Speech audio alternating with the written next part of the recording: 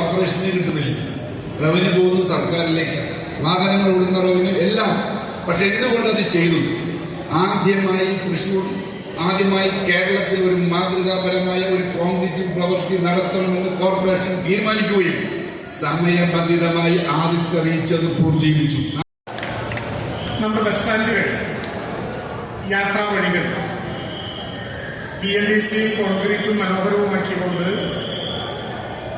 ഏറ്റവും ശ്രദ്ധേയമായ രീതിയിലേക്ക് തൃശ്ശൂരിന്റെ മുഖച്ഛായം മാറ്റാനുള്ള കോർപ്പറേഷന്റെ പ്രവർത്തനങ്ങളിൽ ഒരു മുൻതൂക്കം കൂടി നേടുകയാണ്.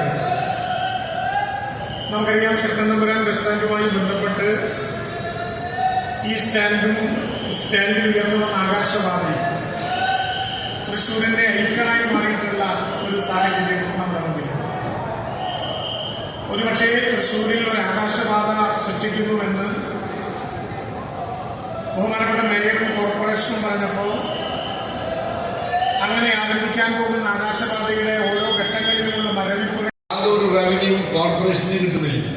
റവന്യൂ പോകുന്നത് സർക്കാരിലേക്ക്, വാഹനങ്ങൾ ഓടുന്ന റവന്യൂ എല്ലാം.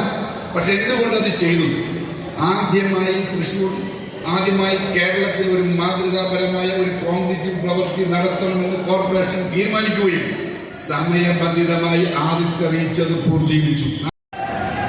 പക്ഷേ ശക്തനപുരം ബസ് സ്റ്റാൻഡിന്റെ മാറ്റങ്ങളുടെ ആളുകൾ കാണുന്ന തുടക്കമായിട്ടില്ല.